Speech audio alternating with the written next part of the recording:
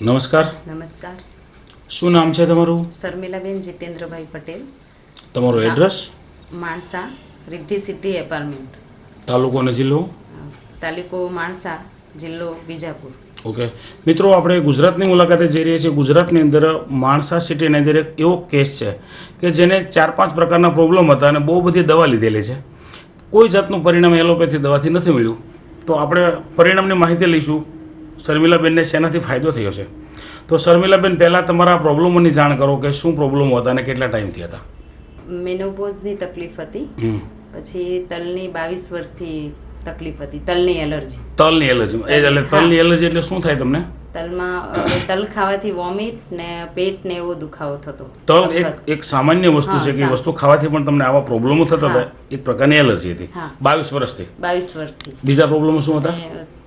Thyroid ને માથાનો દુખાવો. હવે થાઇરોઇડના કારણે શું થતું હતું તમને? થાઇરોઇડના કારણે સૂજન આવી જતી અને માથામાં ને એમાં ગાંઠો થતી. બરાબર. આમ ગાંઠોની સાઈઝ કેટલી? સોપારી જેટલી. અચ્છા. હવે આ પણ પ્રોબ્લેમ કેટલા વર્ષથી હતો આપણને? એ 7 વર્ષથી હતો. બરાબર છે. પછી બીજો પ્રોબ્લેમ શું હતો? બીજો પ્રોબ્લેમ હાથનો દુખાવો હતો, સખત દુખાવો થતો.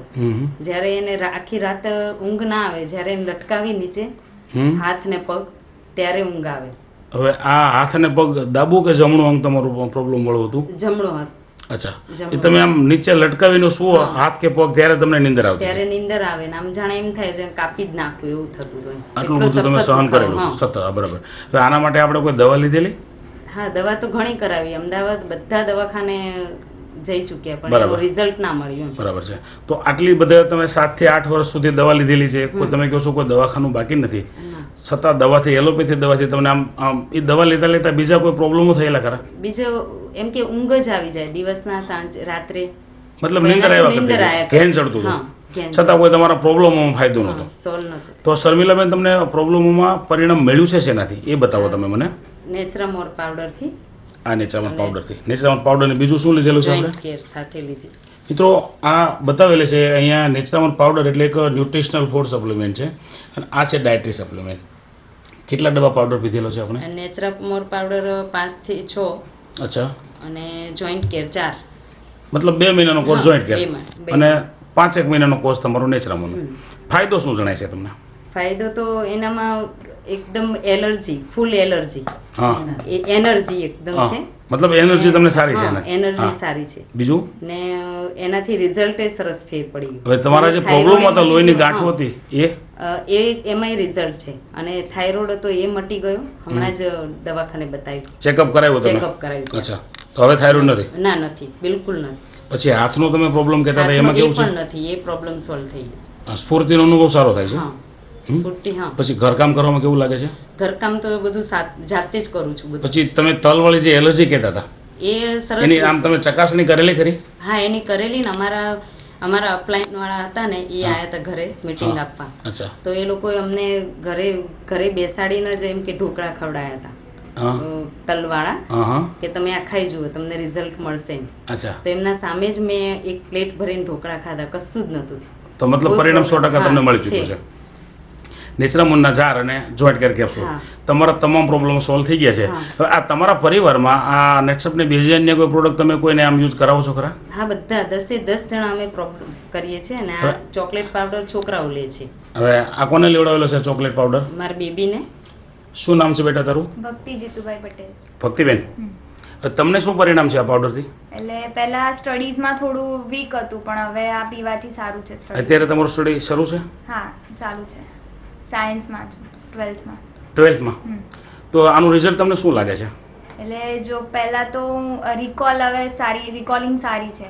મતલબ એટલે મીન્સ મેમ ભણાવે ને ઘરે જઈને રિવાઇઝ ના કરું ને તો બી બીજા દિવસ ટેસ્ટમાં સારું ફાવી જાય લખવાનું. હવે આમાં તમારા જે રિઝલ્ટના તમે ટકાવારીની વાત કરો છો, એમાં તમારા પર્સન્ટેજ કેટલા આવતા હતા?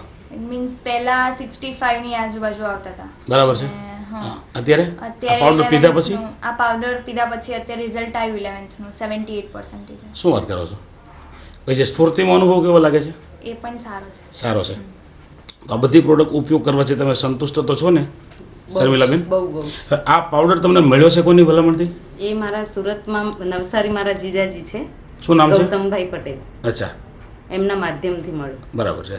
પહેલા એમ કે મને તકલીફ હતી એટલે મારા બેન આવી હતી, હા. તો મારા બેન કે આ તું એક પાવડર પી જાવ કે હા. થોડીક તકલીફ તને આરામ મળશે એમ. અચ્છા. કારણ કે ઘણા બધા પ્રોડક્ટ વાપર્યા હતા એટલે એના પપ્પાને વિશ્વાસ નહોતો. અચ્છા. એમવે ને ઇનવે ને બધી કંપની આવી ગઈ એટલે અલગ અલગ કંપનીના પ્રોડક્ટ તમે ઉપયોગ કરી ચૂક્યા હતા, એટલે ડરતા હતા. એટલે આ લોકો ડરતા હતા. અચ્છા. એટલે પછી એના પપ્પાને તો વિશ્વાસ નતો, પણ છાનો માનો મારા બેને એક ડબ્બો પીવડાવ્યો ને એટલે નેત્રમોર પાવડર, હા. એટલે સારું રિઝલ્ટ આવ્યું થોડું.